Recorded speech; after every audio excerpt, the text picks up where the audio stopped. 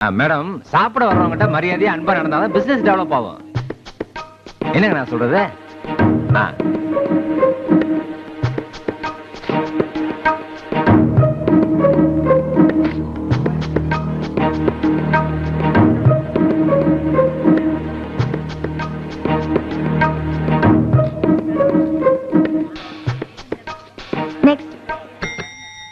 இந்தாங்க பில்லு. 7.50. நல்லா பாருங்க, 9.50. நான் எப்பயுமே அடுத்தவங்க காசுக்கு ஆசைப்பட மாட்டேன்.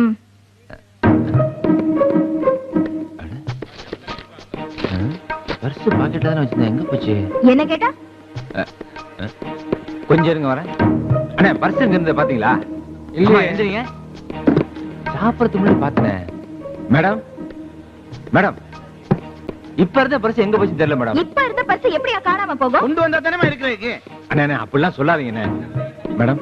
என்ன மேடம் நான் பர்ஸ் கொண்டு வந்தேன் மேடம். உங்க மேல சத்தியமா சொல்றேன் மேடம். எங்க அம்மா மேல கை வச்சிட்டானே, எங்க முதலாளி மேல கை வச்சிட்டானே.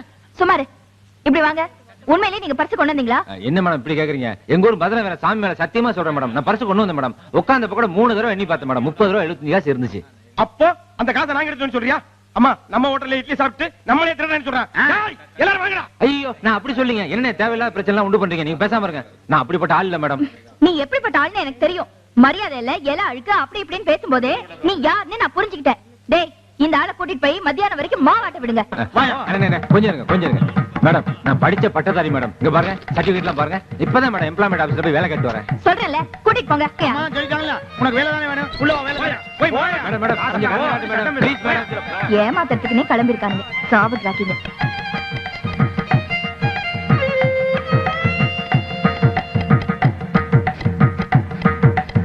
தம்பி நீ என்ன புதுசா? ஆமாங்க ஐயா. எந்திரி. முத்து வாயாங்க. சொல்லுங்க. நான் சூப்பர்வைசர் வேலைக்கு தானே புதுசா ஒரு ஆள் போடணும்னு சொன்னேன். ஆமா. நீ என்ன காய்கறி வெட்டுறதுக்கு ஒரு ஆள் போட்டிருக்க? இது நான் போட்ட ஆள் இல்லைங்க. இந்த ஆளு சாப்பிட்டது காசு கொடுக்காம ஏமாத்திட்டு போக பார்த்தான். பாப்பா தான் உள்ள போய் மாவாட்டுறான்னு அனுப்பிச்சது. மாவாட்டுறதுக்கு தான் மிஷின் இருக்குதே, இவன் இருக்கு. அதனாலதான் நான் காய்கறி வெட்டுறான்னு சொன்னேன். அவங்க யாரு? உங்க பொண்ணாச்சே, சும்மா விடுவாங்களா? யோ உட்காரியா, இந்த காயெல்லாம் வெட்டி முடிக்காம நீ வெளியே போக கூடாது.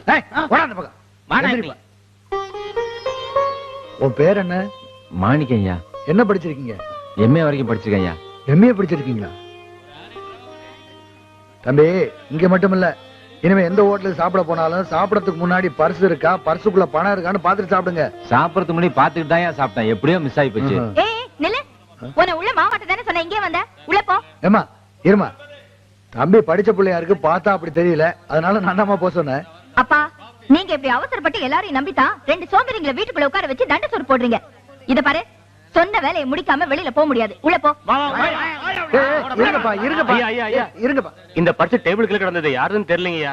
பர்ஸா? டேபிள் கிளியா கிடந்துச்சு. ஆமா சார். அது ஏன் பர்ஸ் தாங்க. ஏய் கீழே கிடந்தா ஓம் பாஸ் ஆயிடுமா? இது ஓம் பாஸ் தான் சொல்றதுக்கு என்ன ஆதாரம்? அதுல எங்க அம்மா கூட நான் எடுத்துட்ட போட்டோ இருக்கும் பாருங்க.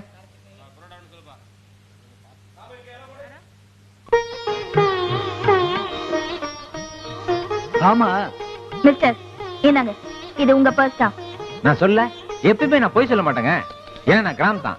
இந்தாங்க. எதுக்கு? சாப்பிட்டதுக்கு. அதுக்கு தான் வேலை செஞ்சிட்டீங்கல்ல. ஐயா வேலை செஞ்சது நான் பண்ண தப்புங்க. இது சாப்பிட்டதுக்கு. பிடிங்க ஐயா. வரங்க. சரிப்பா. அண்ணா வாங்க. வரேன் வாங்க. பாத்தியம்மா, வர்றவங்கள நல்லவங்க யாரு கெட்டவங்க யாருன்னு தெரியாது. எதையுமே அவசரப்பட்டு முடிவு பண்ண கூடாது. சரிப்பா. ஐயா என்ன மறுபடியும் பர்ஸ் போயிடுச்சா? ஐயோ பர்ஸ் இருக்குங்க.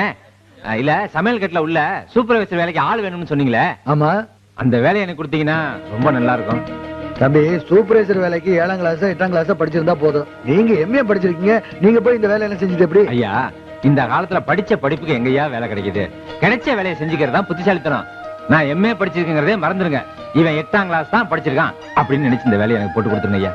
கொஞ்சம் பெரிய மனசு பண்ணுங்க ஐயா. யோசிக்காதீங்க. நான் ஊரை விட்டு புறப்பட்டு வந்து 1 மாசம் ஆச்சு. அம்மா வேற தனியா இருப்பாங்க. காசு பணம் இல்லாம கஷ்டப்படுவாங்க. எப்படியாவது இந்த வேலையை நீங்க எனக்கு தான் போட்டு கொடுக்கணும். ஏமா தம்பியை பார்த்தா பாவமா இருக்கு, படிச்ச பிள்ளையாவும் இருக்கு, நமக்கும் ஒத்தாசையா இருக்கும். என்ன சொல்ற, வேலை போட்டு கொடுத்துடலாமா? சரி. ரொம்ப நன்றி மேடம். நன்றி.